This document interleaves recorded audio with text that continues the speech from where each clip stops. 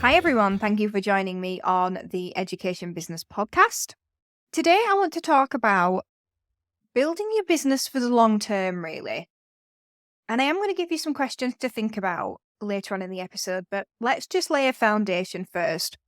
So I've been having a lot of conversations with you, the community, and one of the themes that's been coming up is about building your business for the long term. And obviously that's something that you will see that I have done and am still doing at Classroom Secrets. And I'm now applying that principle to Education Business Club as well. How is this business going to serve me in the long term? And it means thinking about what's going to happen in the future. And sometimes we really don't want to think about what's going to happen in the future because it makes us feel uncomfortable.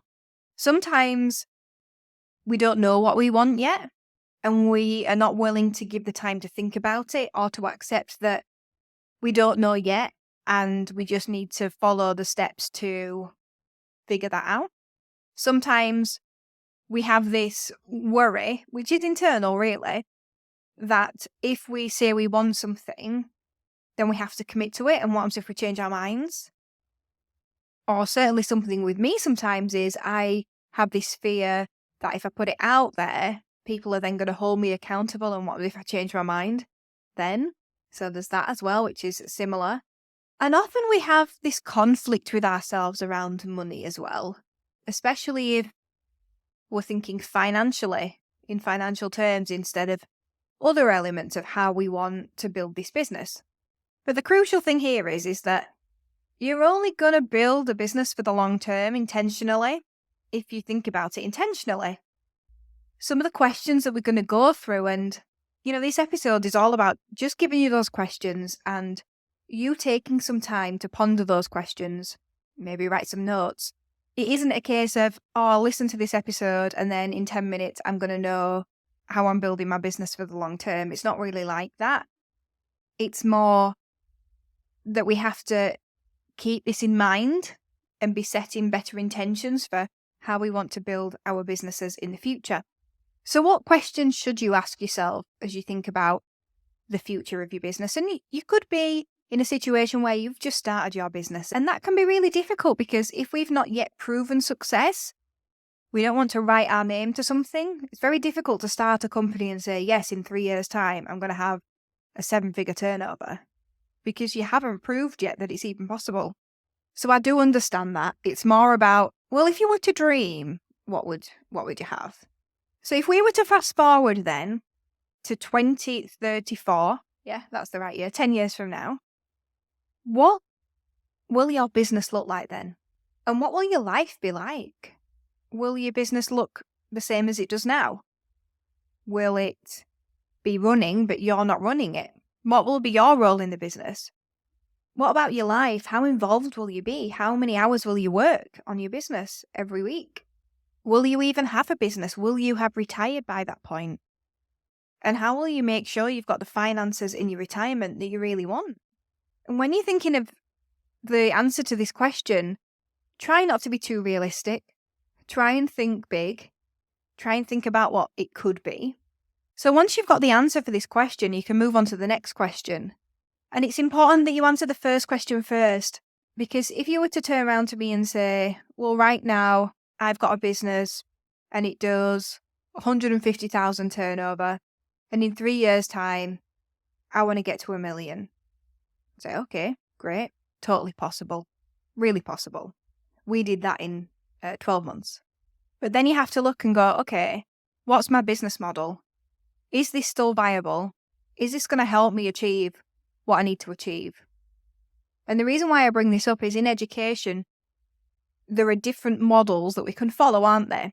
One of the models is very much about people. So we can have a service like CPD that we deliver in schools, or maybe we are offering a service, maybe we've got EWOs in our company, or we're going to do in-person CPD days, or we're consulting. That is a model that is possible to grow, but it does require getting people in to then be able to sell their services. On the flip side, you can also have a digital version of that where You're selling up front and then you can get the resource in later, or you're invested in the resource and then you're selling forever. And one of the reasons why I chose Classroom Secrets as a business was because I could see the potential of the semi-passive scalability of it. I knew that it didn't matter how many people I had. If I had the right products, I could sell as many as I wanted. I would never be restricted to how much I was able to sell. And that's why it was really funny to me when somebody said, oh, keep yourself under the VAT threshold. That was in the early days. And it was somebody who didn't know about business. But I was like, it's not that kind of business. I can't control the scalability in some ways. I can't necessarily stop people from buying, and I don't want to. And I'm not going to. I want to build something where it's possible for many, many people to buy the same thing all at once. So re-look at that. If you've been running your business for 5 years and you haven't moved forward, do you need to re-look at areas where you need to add in a different part of the business model? I'm not saying change it. I don't believe in changing something that's working, but you can add things in and you can think about how you can bring in more into the business by doing things differently. So the third question to ask yourself is, are you still in it for the long haul? When you started out, you might have said, I'm never going to sell my business. I'm never going to stop my business. I love it so much. Do you still feel that way? Is there a way to get that feeling back by doing different things in your business? Can you imagine yourself being in the business in 10 years' time? Because we're thinking about, where will you be in 10 years? What will you have done? And the fourth question, and many people find this so triggering, what's your exit plan? What is your exit plan from the business? Are you thinking that you're just going to wind the business up? Are you thinking that you're going to sell the business? What is that exit plan?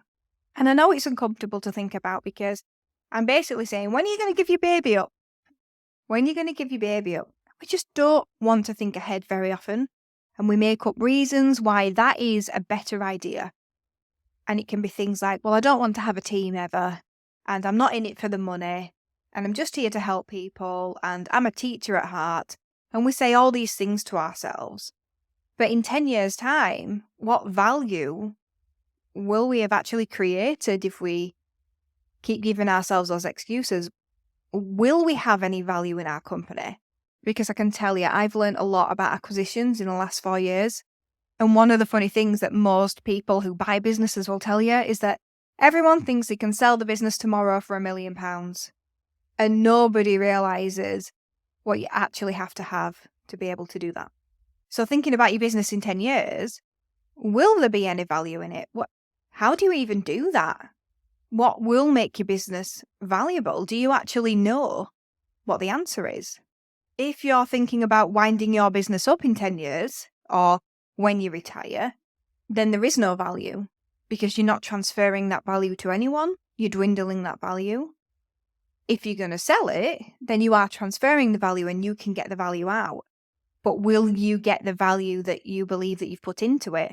Are the little tweaks that maybe you need to make along the way? Because if selling at some point is not your plan and you're going to wind it up, then surely you need to be getting the value out of your business now. And if your business isn't giving you that value now, then at what point will it give you the value exchange for all the hard work that you've put in that you haven't got out through salary or dividends? And if you had to put a number on the amount that you feel you deserve for the work that you've put in, what are you hoping for? What is that? So I've thrown a lot at you there, and I know that many people who are listening to this episode will maybe not have ever considered this before. They won't have thought about what it means to build something that becomes an actual asset, something that is separate from you. And you might be a solopreneur who, at this point, has not even thought about whether you're going to build a company that then you can sell in the future. And that's absolutely fine. My goal here is to get you thinking about what does happen in the future. Because if we don't think about it, nothing will change. Nothing will become a thing. It's so easy for us to be in business and do the next thing, get the next sale, get the next client. And then 5 years have gone by and we think, oh, well, I've made some money, but what else have I achieved? And so sometimes we just need somebody who's thinking differently to us to encourage us to think differently as well. What does happen to your business over the next 10 years? What does happen when you decide you don't want to work anymore? But I just wanted to put it out there and get you mulling it over. So I hope that was helpful and it gets you thinking. I'm more than happy to help you. I've just launched some one-to-one business coaching sessions. They're just ad hoc. It was something that the community mentioned that they would like. So I'm just doing a few and we'll see how it goes. So if you've ever wanted to have mentoring with me and maybe you don't have the time commitment or the investment available to you, then maybe you just want to book one session. Just book a power hour with me. We can even consider some of the things that we've talked about today. We'll come up with a plan like where are you going for the next however long you want it to be in your business. What are the things that I can see that you can't see? Set you up with a really great plan to get executing. And then if you wanted to, you could book another session when you finish those so that we can do that again. If you do want to book one of those one-to-one sessions, I would absolutely love to work with you. And so I've put the link to that in the show notes of this episode. Hopefully I'll be hearing from you in the week on my one-to-one booking link. But I want you to have a great week. Really think about those questions. Go for a walk. Talk to your partner about them. Talk to your family members about them. Talk to your friends about them. You don't have to have answers straight away. You just have to start thinking about these things if you're not already. And with that, I'm going to see you next week.